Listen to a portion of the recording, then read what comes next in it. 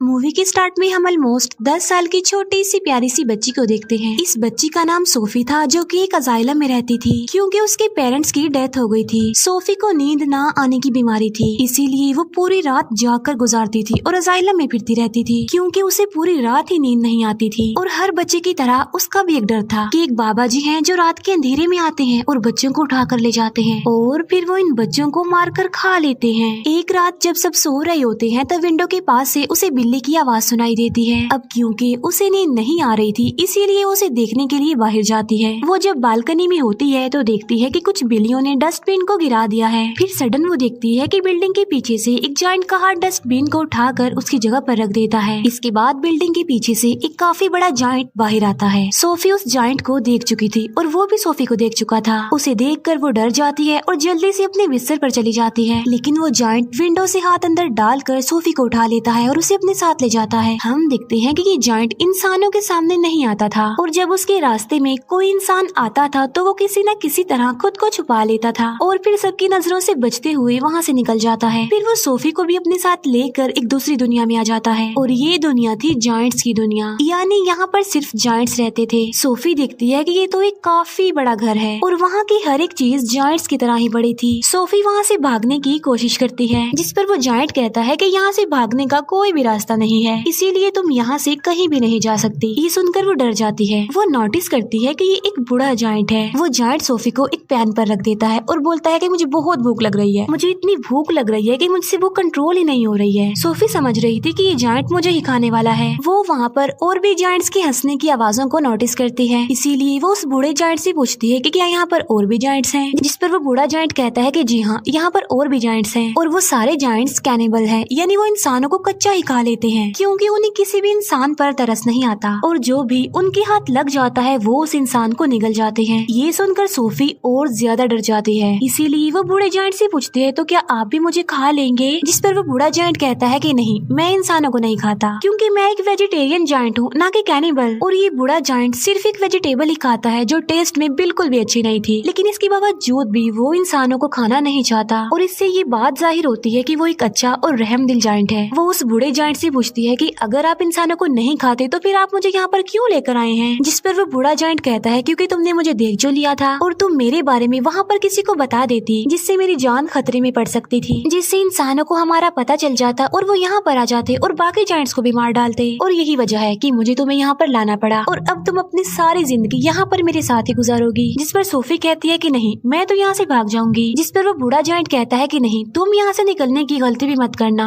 वरना बाहर बैठे जायंट्स को तुम पर तरस नहीं आएगा। ये कहकर वो बूढ़ा जायंट सोफी को एक बोर्ड पर रख देता है और उसे कहता है कि तुम थोड़ी देर रेस्ट कर लो, लेकिन सोफी को तो नींद ही नहीं आती थी। फिर वो देखती है कि वो जायंट अपने बैग से बड़ी बड़ी बॉटल्स निकाल रहा है। उन बॉटल्स में कोई चीज थी जो चमक रही थी। फिर वो उस जायंट से पूछती है कि इन बॉटल्स में क्या है, जिस पर वो जायंट कहता है कि इसमें ड्रीम्स हैं, यानी ख्वाब। जिस पर वो कहती है अच्छा, फिर तो ये मेरे किसी काम के नहीं है क्योंकि मुझे तो ड्रीम्स आते ही नहीं है और मुझे ड्रीम्स आएंगे भी कैसे क्योंकि मुझे तो नींद ही नहीं आती। फिर ये जायंट वो वाली बुक पढ़ने लगता है जो सोफी के पास थी। इस बुक में बहुत सारी कहानियाँ लिखी हुई थी। बूढ़ा जायंट उन कहानियों को पढ़ने लगता है, जिस पर सोफी को नींद आ जाती है। इसके बाद वो बूढ़ा जायंट एक बॉटल लेता है और उसमें से एक ड्रीम बाहर निकालता है। इतनी ही देर में सोफी की आंख खुल जाती है और वो देखती है कि वो बूढ़ा जायंट अभी सो रहा है, इसीलिए वो मौके का फायदा उठाकर उस घर से बाहर निकल जाती है और वहाँ से भागने की कोशिश करती है, लेकिन तभी उसे एक काफी बड़ा जायंट पकड़ लेता है और ये सच में उस बूढ़े जायंट की निस्बत काफी बड़ा जायंट था। सोफी उस जायंट को कहती है कि प्लीज मुझे यहाँ से जाने दो, लेकिन वो जायंट सोफी की एक नहीं सुनता और वो उसे निगल जाता है। इसकी फौरन बाद सोफी की आंख खुल जाती है। इसका मतलब ये था कि सोफी एक ड्रीम देख रही थी। जागने के बाद वो उस बूढ़े जायंट से पूछती है कि मुझे पता है ये आपने किया है ना, क्योंकि ना तो मुझे नींद आती है और ना ही मुझे ड्रीम्स आते हैं,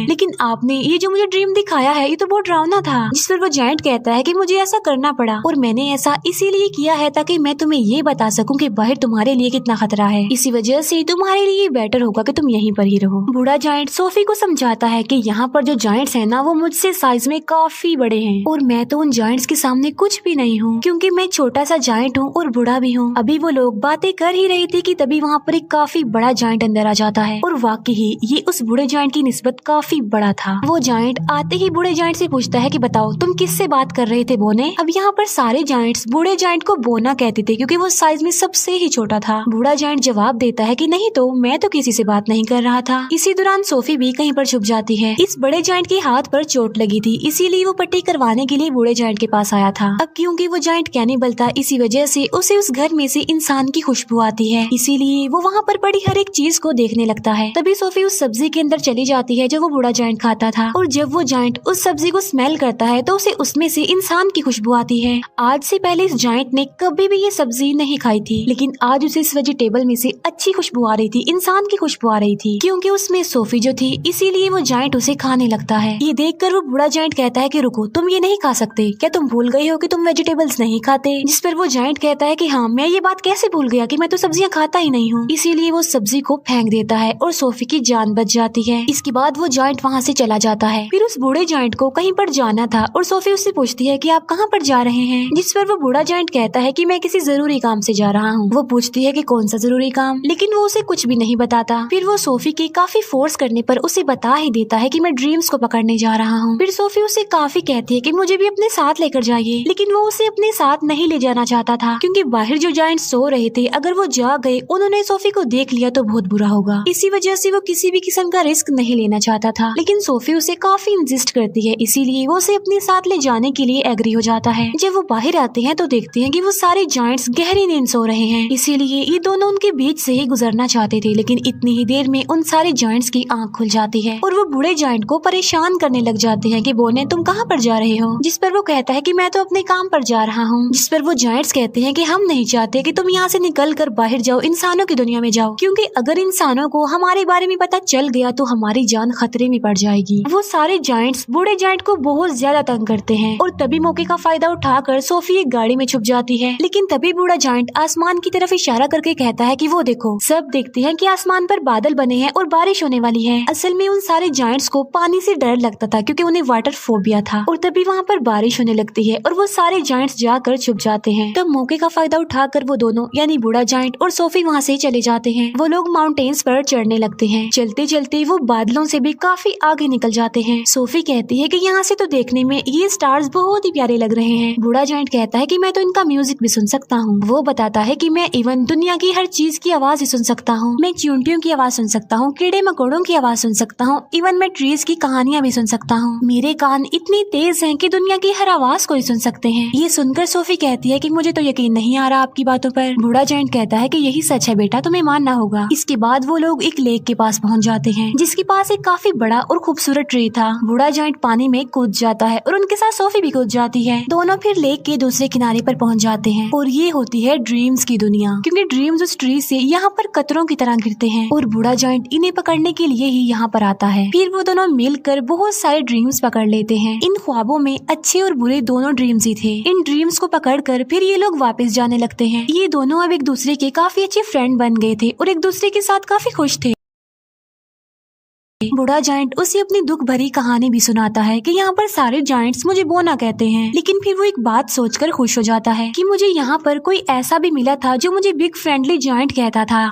ये सुनकर सोफी कहती है तो आज से मैं भी आपको बिग फ्रेंडली जायंट यानी BFG ही कहूंगी। ड्रीम्स पकड़ने के बाद ये लोग सिटी में घूमते फिरते हैं, जहाँ पर बच्चे अपने अपने घरों में सो रहे होते हैं और बिग फ्रेंडली जायंट यानी BFG उन्हें नींद में बहुत अच्छे अच्छे ड्रीम्स देता है ताकि लोगों को उनके ड्रीम्स में खुशियाँ मिल सके। यहाँ पर हम ये जान पाते हैं कि BFG एक बहुत ही अच्छे दिल का जायंट है जो ड्रीम्स की दुनिया से ड्रीम्स ला कर लोगों को देता है ताकि सोते हुए ही सही ये उन लोगों की जिंदगियों में खुशियाँ तो ला सके। सोफी पूछती है कि ड्रीम्स के बारे में आपको क्या आपके पेरेंट्स ने बताया था, जिस पर वो जायंट यानी BFG कहता है कि जायंट्स के पेरेंट्स नहीं होते। फिर वो BFG से उसकी एज पूछती है कि आपकी उम्र कितनी है। BFG जवाब देता है कि जितनी उम्र इस दुनिया की है उतनी ही मेरी है, यानी जब से ये दुनिया बनी थी तब से ये जायंट्स भी बन गए थे, लेकिन ये इस दुनिया में ही इंसानों से छुप कर रहते हैं दीवारों के पीछे। फिर वो दोनों वापस जाने लगते हैं। सोफी अचानक पूछती है कि मेरा ब्लैंकेट कहाँ पर है। असल में सोफी का ब्लैंकेट जायंट्स की दुनिया में ही रह गया था और इस बात की वजह से BFG परेशान हो जाते हैं, इसीलिए वो सोफी को कहते हैं कि अब मैं तुम्हें अपने साथ नहीं ले जा सकता, क्योंकि अब तक उन जायंट्स को पता चल गया होगा कि मेरे साथ कोई इंसान भी है। और यहाँ पर BFG सोफी को एक बात बताता है कि बहुत सालों पहले मुझे एक बच्चा मिला था और वो भी इतना ही प्यारा और इनोसेंट था जितनी कि तुम हो, और तुम्हारी तरह उसने भी मुझे देख लिया था। इसी वजह से मैं उस बच्चे को भी जायंट्स की दुनिया में ले गया और उसी बच्चे ने मुझे पढ़ना सिखाया। और ये जो जैकेट तुमने पहन रखी है ये मेरे उसी मासूम छोटे से फ्रेंड की है, लेकिन इससे पहले कि मैं उस बच्चे को उसकी दुनिया में वापस लेकर आता काफी देर हो चुकी थी। और मैं बिल्कुल ये नहीं चाहता कि जो उस बच्चे के साथ हुआ है, मेरे उस दोस्त के साथ हुआ है, वो तुम्हारे साथ भी हो, क्योंकि तुम भी तो मेरी एक दोस्त ही हो ना। इसीलिए वो सोफी को वहीं पर छोड़कर वहाँ से जाने का फैसला करता है। हालांकि सोफी उन्हें काफी मना करती है यहाँ रुकने पर और उसके साथ चलने की जिद करती है, लेकिन वो जायंट इस बार उसकी बात नहीं मानता। तब BFG उसे अजाइलम में छोड़कर वहाँ से जाने लगता है। अब क्योंकि सोफी वहाँ पर रुकना नहीं चाहती थी, इसीलिए वो बालकनी से कूद जाती है, क्योंकि उसे पता था कि BFG उसे बचा लेंगे। और होता भी ऐसा है, BFG उसे बचा लेता है और इसीलिए ना चाहते हुए भी उसे सोफी की बात माननी पड़ती है। इसी वजह से वो उसे जायंट्स की दुनिया में दोबारा से ले आता है, जहाँ पर बाकी जायंट्स पहले ही उन लोगों के लिए वेट कर रहे थे, क्योंकि सारे जायंट्स जान चुके थे कि बूढ़े जायंट के पास कोई इंसान है। इसीलिए सारे जायंट्स अब जानना चाहते थे कि वो इंसान कौन है, कहाँ पर है। इसीलिए वो ब्लैंकेट की खुशबू की मदद से BFG के घर को चेक करते हैं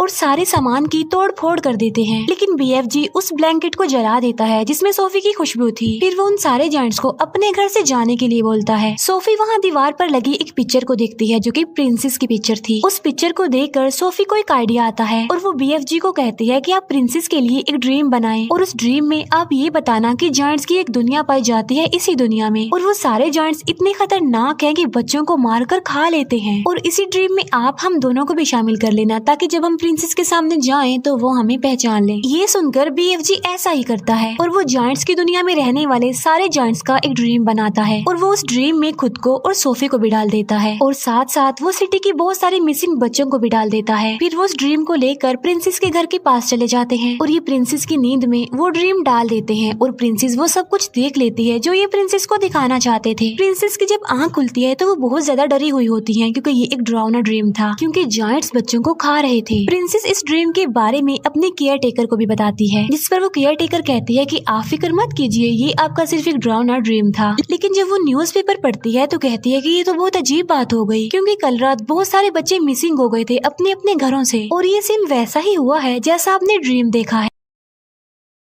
तभी प्रिंसेस कहती है कि पर्दे हटाओ, और पर्दे हटाते ही विंडो पर सोफी खड़ी हुई थी। असल में ये चीज भी उन्होंने ड्रीम में डाल दी थी और उसमें BFG को भी डाल दिया था। तब सोफी उन्हें BFG के बारे में बताती है और साथ साथ वो प्रिंसेस से प्रॉमिस भी लेती है कि आप मुझसे वादा करेंगे आप BFG को कोई नुकसान नहीं पहुँचाएंगी। तब BFG प्रिंसेस के सामने आता है और तमीज से उनके सामने झुक जाता है। तब प्रिंसेस भी अपने प्रॉमिस को पूरा करते हैं। अच्छा, यहाँ पर जायंट्स की ना एक फनी बात भी थी कि वो किसी भी वर्ड को ठीक से नहीं बोलते थे, इसीलिए वो महारानी को मर्जानी कहता था, BFG इंसान को इंसान कहता था और ऐसे ही उल्टे सीधे लफ्ज बोलते थे। इसके बाद प्रिंसेस उनका अच्छे से वेलकम करती है और उन्हें एक काफी अच्छी दावत देती है। फिर ये लोग सारी बात प्रिंसेस को बता देते हैं कि जायंट्स की दुनिया में 9 बड़े बड़े जायंट्स ऐसे हैं जो इंसानों और बच्चों को पकड़कर खा लेते हैं। इसीलिए प्रिंसेस उनकी हेल्प करने के लिए तैयार हो जाती है और अपनी एक पूरी आर्मी तैयार कर लेती है, जो कि BFG की मदद से अपने हेलीकॉप्टर्स में बैठकर जायंट्स की दुनिया के लिए निकल जाते हैं। अब इन्होंने यहाँ पर एक प्रॉपर प्लान बनाया हुआ था, इसीलिए वो प्लान के मुताबिक एक जगह पर रुक जाते हैं, क्योंकि ये पूरी तैयारी के साथ उन पर अटैक करने के लिए आए थे। प्लान ये था कि BFG एक ड्रीम बनाएंगे और उस ड्रीम में BFG इन जायंट्स के लिए शर्मिंदगी और पछतावा डालेंगे उनके बुरे कामों के लिए जो उन्होंने किए थे, और BFG ऐसा ड्रीम बना भी लेता है। लेकिन जैसे ही BFG ड्रीम्स को उन जायंट्स में डालने के लिए जाता है, तब उन्हें याद आता है कि ड्रीम डालने वाली चीज तो मैं प्रिंसेस के महल में ही छोड़ आया हूँ और उस चीज के बगैर ऐसा करना रिस्की था, क्योंकि उन जायंट्स के पास जाना था। लेकिन सोफी हिम्मत करके उस ड्रीम वाले जार को उस जगह पर लेकर चली जाती है जहाँ पर वो जायंट्स सो रहे थे। लेकिन इससे पहले कि सोफी उस जार को तोड़ पाती, उन जायंट्स का लीडर उठ जाता है और वो जैसे ही सोफी को पकड़ने वाला होता है, सोफी उस जार को तोड़ देती है और ये ड्रीम उन जायंट्स की नींद में चला जाता है जो अभी सो रहे थे। और जब वो जायंट्स जागते हैं तो उन्हें अपने बुरे काम पर शर्मिंदगी होती है, लेकिन जो जायंट्स का लीडर था वो तो जाग रहा था, इसीलिए उसे कोई भी पछतावा और शर्मिंदगी नहीं होती और इसीलिए वो सोफी पर अटैक कर देता है। लेकिन तभी BFG उस जायंट के सामने आ जाते हैं। अब क्योंकि BFG बहुत छोटे थे इसीलिए वो जायंट उन्हें अपने हाथ में उठा लेता है, लेकिन जैसे ही वो BFG को मारने लगता है प्रिंसेस की पूरी आर्मी हेलीकॉप्टर्स के साथ वहाँ पर आ जाती है और वो लोग सारे जायंट्स को पकड़कर अपने साथ ले जाते हैं और उन्हें समंदर के बीच में एक आइलैंड पर छोड़ दिया जाता है। अब क्योंकि इनके चारों तरफ पानी था और ये तो पानी से डरते थे इसीलिए वो वहाँ से भाग नहीं सकते थे और इसीलिए अभी हमेशा के लिए यहाँ पर फंस गए हैं। प्रिंसेस उन जायंट्स के लिए वहाँ पर सब्जी के बीज भी फेंक देती है ताकि ये जायंट्स उन बीजों की मदद से वहाँ पर सब्जी उगाएं और सारी जिंदगी ये वो सब्जी ही खाएं। अब क्योंकि उन जायंट्स को ये सब्जी पसंद नहीं थी लेकिन अब ना चाहते हुए भी उन्हें ये सब्जी खानी पड़नी थी और पूरी जिंदगी इसी आइलैंड पर रहकर ये सब्जी ही खानी है। इसके बाद हम सोफी को देखते हैं जो बजाइला में नहीं रहती बल्कि प्रिंसेस के महल में रहती है और यहाँ पर सोफी बहुत खुश होती है और वो जब चाहे BFG से बात भी कर सकती है क्योंकि BFG ने बताया था कि वो इस दुनिया की सारी आवाजें सुन सकते हैं। दूसरी तरफ BFG जो कि अब जायंट्स की दुनिया में बिल्कुल अकेले रह गए हैं जिन्होंने जायंट्स की दुनिया में उस सब्जी के अलावा और भी बहुत सारी वेजिटेबल्स उगा ली हैं और वो भी अपनी लाइफ में बहुत खुश हैं। सोफी हर सुबह जागकर विंडो पर आती है और BFG को गुड मॉर्निंग कहती है जिसे BFG सुन लेते हैं और उसका जवाब देते हैं और ये प्यारी सी मूवी यहीं पर एंड हो जाती है। Thank you for watching.